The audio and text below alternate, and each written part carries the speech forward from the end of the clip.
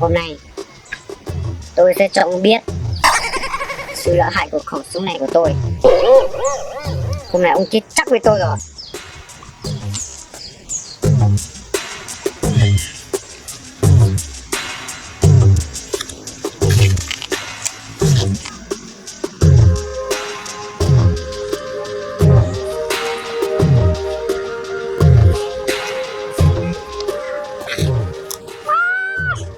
Sao này chống này đến giờ cây nó ra nhỉ?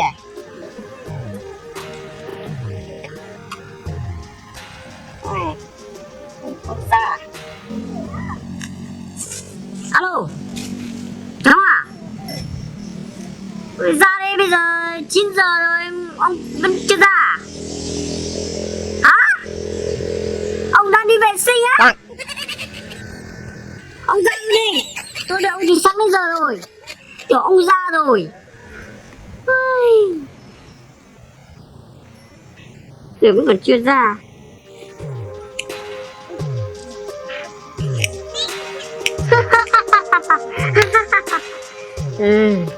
Ông bà này ông biết ít rồi. Tôi đến đây rất là sớm từ trước rồi.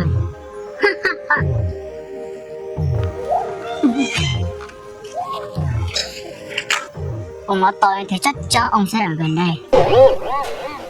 Hôm nay tôi sẽ cho ông biết sự lợi hại của 2 khẩu súng của tôi. Ông biết ít rồi, cháu ạ. Hôm nay tôi cho ông biết tài. Ông bỏ súng xuống lại. Bỏ súng xuống.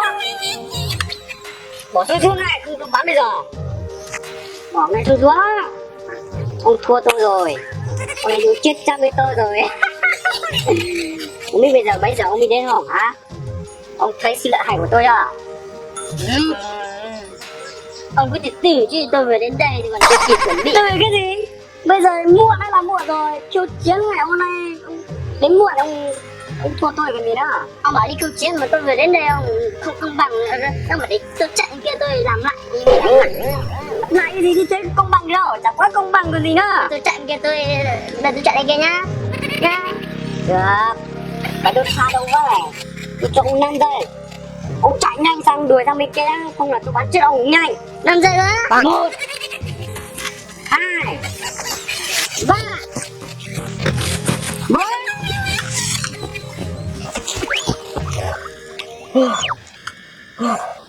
Kia thì chết ông này. Nguy hiểm quá.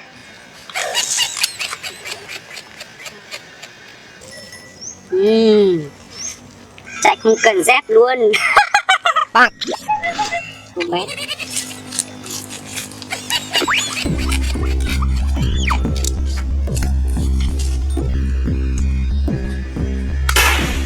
Chết tôi rồi đó. Chết rồi.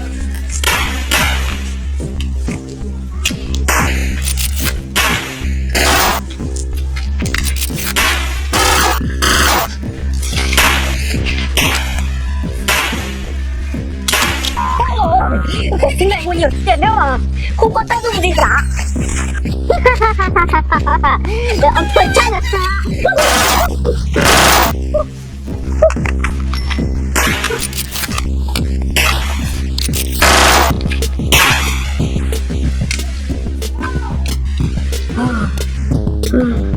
Thế này thì mình chết.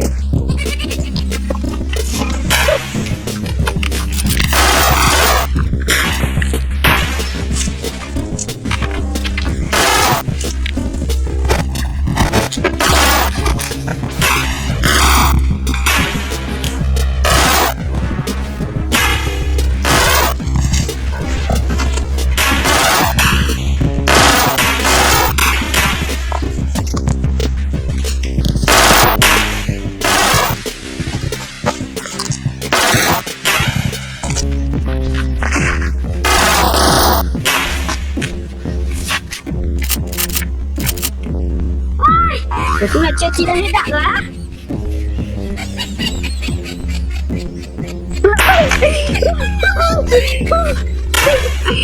Cháu ơi, cháu ơi, cháu xin chua, cháu xin chua. Trời ơi, cái dính điểm này mới chi đã hết đạn rồi. Cháu ơi, cháu xin chua. Ngon à?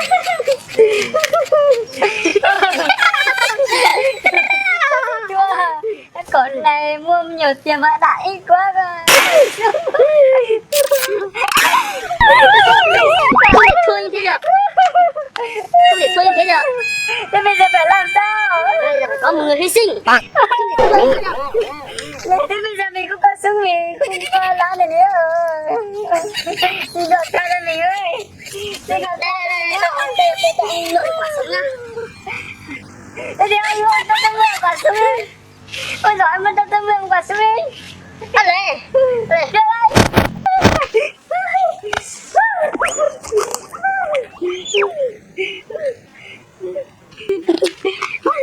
Mày cho tao súng, mày chết với tao rồi.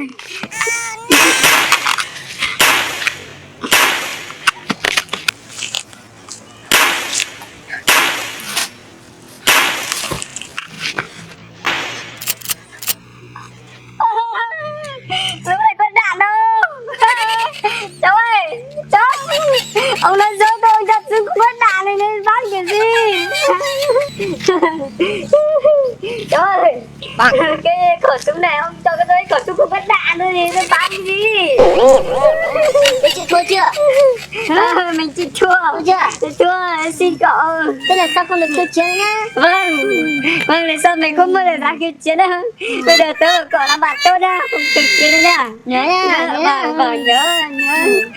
Thế cậu hứa với tớ đi. Xin chào tất cả các bạn anh em ơi. Chú vâng về lắm. Cảm ơn tất cả mọi người đã theo dõi clip của anh em chúng mình nha. Mọi người theo ra anh em chúng mình ngầu không ạ? Rất là vui các bạn đã xem clip của anh em chúng mình nha. Và nói cho các bạn biết rằng là cái khẩu súng này là khẩu súng giả nha mọi người nha. Không phải khẩu súng thật nha mọi người nha. Đây chỉ là mình làm để làm một cái trò chơi vui cho mọi người và cho các bạn được xem thôi nha. Các bạn đừng quên bấm like, share và đăng ký cho kênh của anh em chúng mình nha mọi người nha. Và rất mong mọi người ủng hộ cho hai anh em chúng mình và nói chung là ủng hộ thật nhiều cho hai anh em chúng mình nha. Cảm ơn tất cả các bạn đã xem clip của hai anh em chúng mình. Bye bye.